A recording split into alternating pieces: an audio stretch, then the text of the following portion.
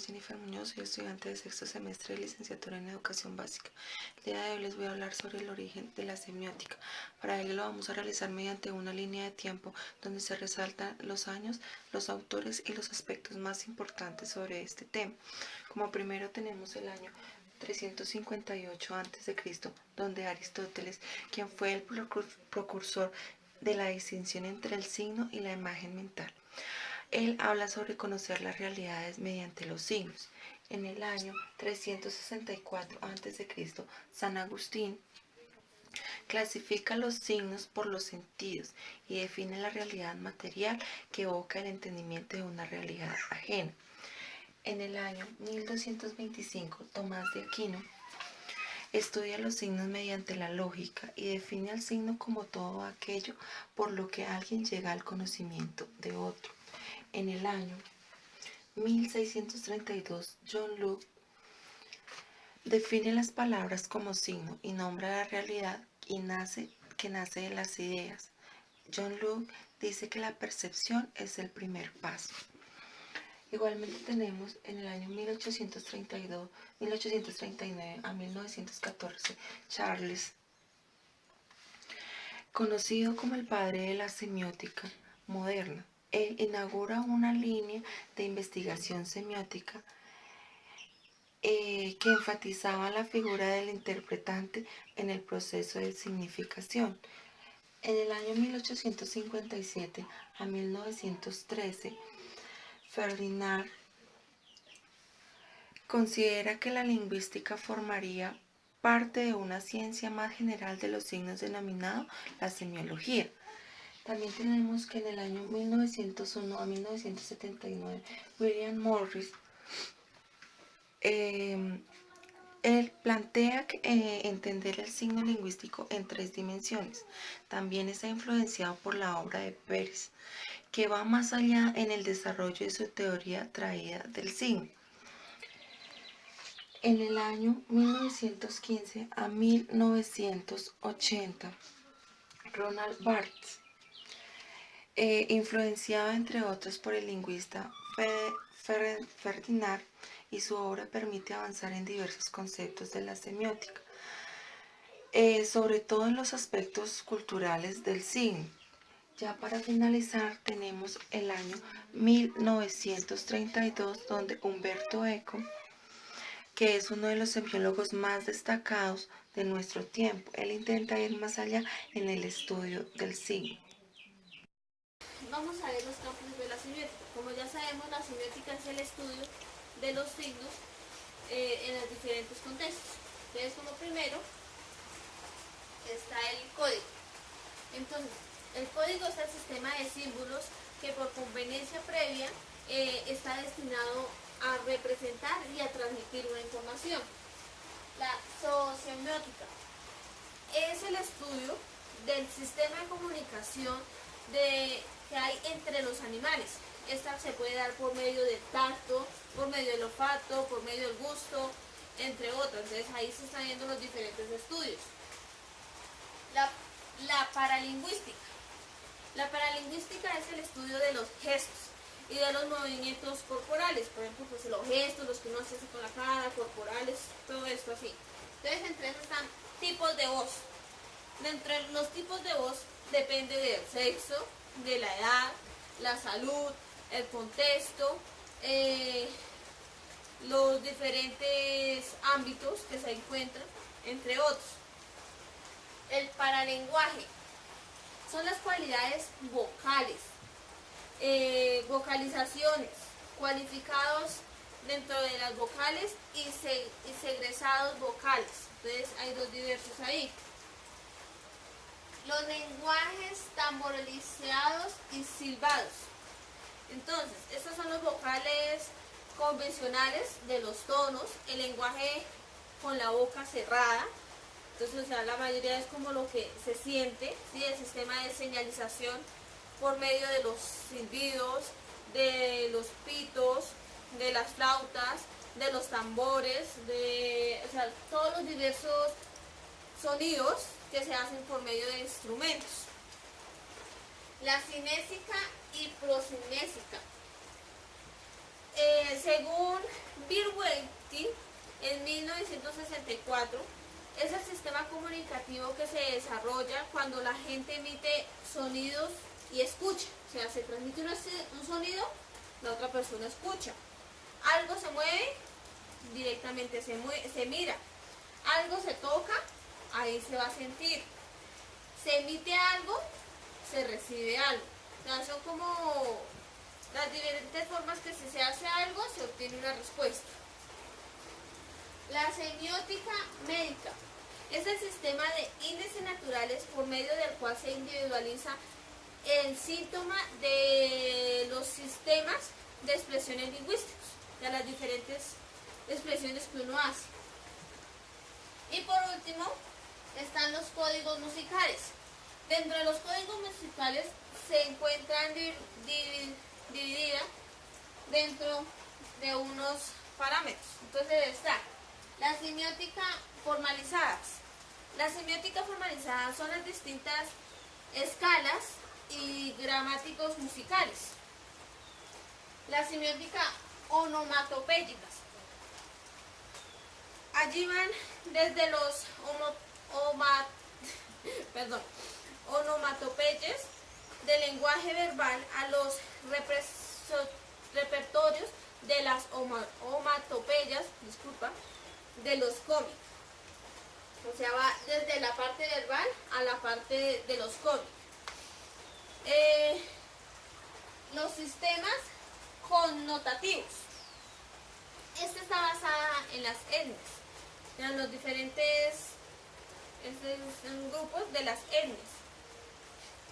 El otro, sistema denotativos. Estos son los sistemas que se enmarcan en algo, que se basan en algo, que se obtienen a través de algo. Y por último, las connotaciones estilísticas. Estas son las que se involucran dentro de un ritmo, dentro de un contexto. Y un contexto, una circunstancia, un problema, una situación, pueden ser por medio de una cuestión temporal o cultural.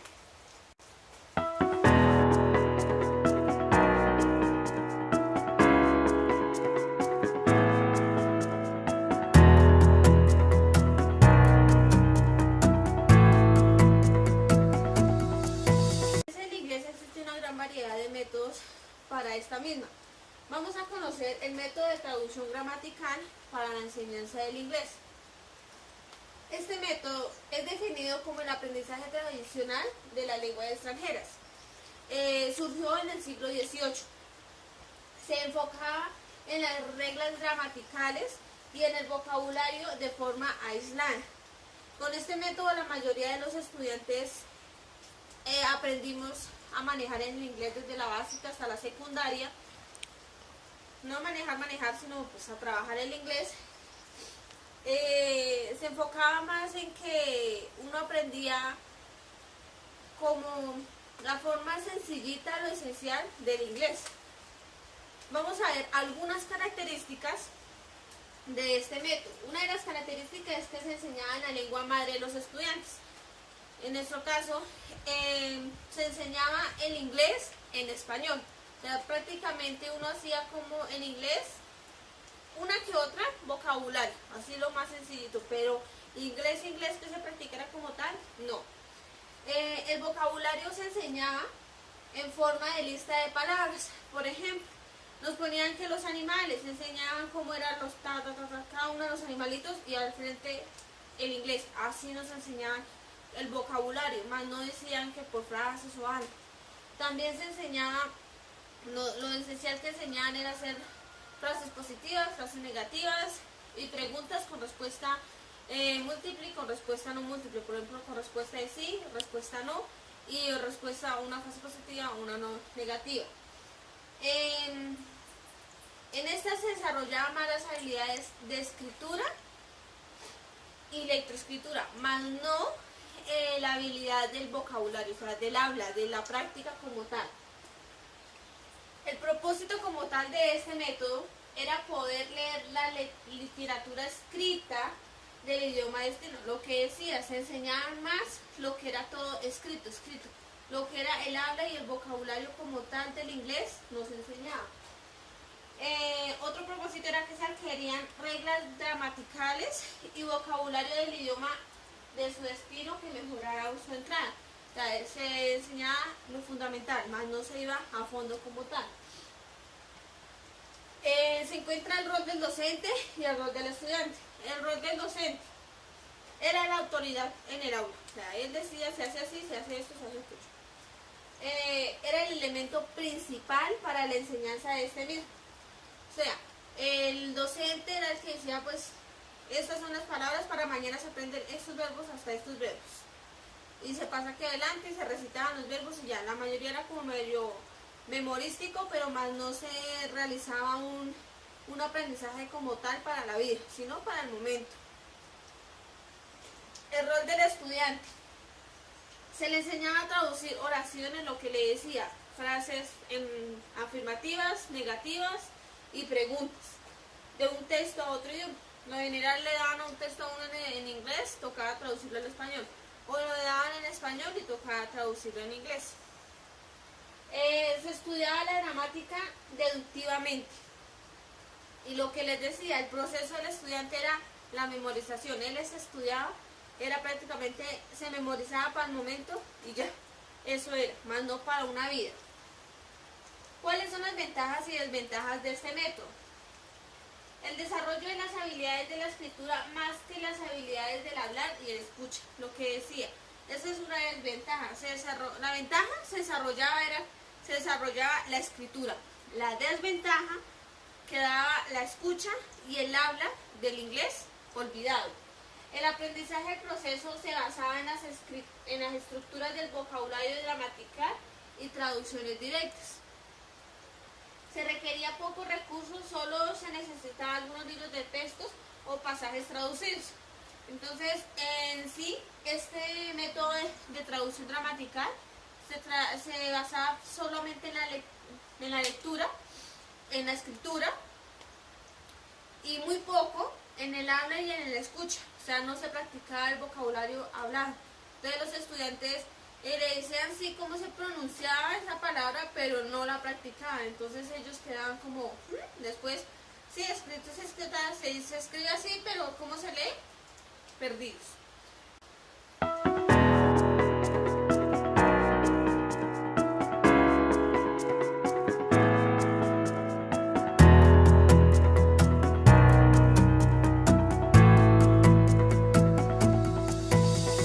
Vamos a hablar sobre el sílabus gramatical.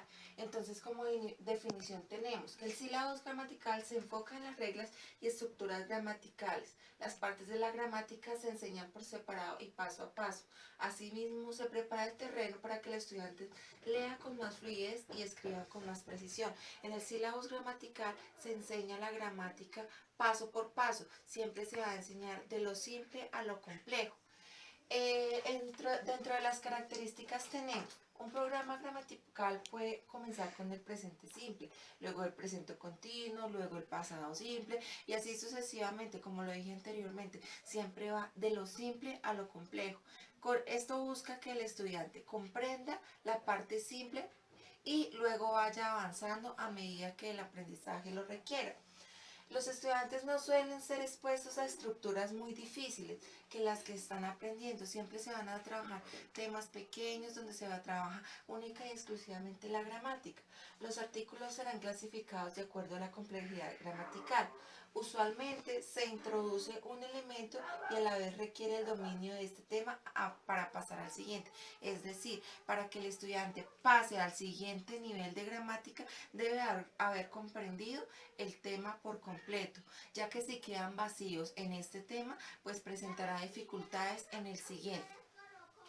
Una de las desventajas que tenemos del sílabus gramatical es que el idioma aprendido en el aula está fuera de línea con los que se da en el contexto real, impide la comunicación fluida. ¿Qué quiere decir esto? Que al estudiante se le está enseñando siempre gramática, gramática, gramática. Al estudiante no se le está enseñando cómo comunicarse con otra persona. Es decir, que si en un momento dado el estudiante se encuentra con una persona extranjera que habla inglés y le va a quedar muy difícil comunicarse con fluidez. De pronto va a entender algunas cosas, pero no va a tener la posibilidad de tener una comunicación fluida. El estudiante debe aprender las reglas de comunicación, así como las reglas de la gramática para poder comunicarse con fluidez. Es decir, que siempre todo va a estar basado en las reglas de la gramática. Recuerde que siempre van a haber presente, pasado, futuro. Siempre van a estar enfocados en estas reglas. La clase de este tipo tiende a ser más centrado en el profesor, mientras que el estudiante escucha pasivamente y generalmente está ocupado tomando notas. Generalmente una clase gramatical siempre está el maestro explicando, dando la gramática, y el estudiante, ¿qué es lo que está haciendo en ese momento? Tomando apuntes. Pero no se le da la posibilidad al estudiante que interactúe con el idioma, que se exprese, que se comunique, que aprenda utilizando otros métodos o otras didácticas que le permitan tener un aprendizaje del inglés mucho más fluido. Las ventajas. Proporciona al estudiante un conocimiento sistemático que es necesario en el aprendizaje de la lengua extranjera. Obviamente que la gramática es muy importante en el aprendizaje del inglés, pero se requiere que el estudiante esté aprendiendo de una forma más didáctica, más dinámica, que le genere más conocimiento. Otra ventaja es facilidad en la enseñanza y el aprendizaje, ya que los materiales que se seleccionan se seleccionan y se clasifican de acuerdo a la simplicidad y a la complejidad. Los materiales que se utilizan para una clase gramatical son muy sencillos, lo que hace que el estudiante comprenda la temática a trabajar. ¿Qué son los sílabos? Este es denominado como un programa o un esquema de un curso, que es más realizado por los docentes. Vamos a conocer algunos aspectos generales de los sílabos. Está compuesto por calendarios de tareas, por lecturas, por diferentes actividades que el docente plantea para sus clases, al igualmente que las diferentes tareas y algunos objetivos que el docente se propone dentro del curso para que sus estudiantes se enfoquen y se desarrollen también en sus estudiantes durante el desarrollo del curso. ¿Cuál es la finalidad de los sílabos?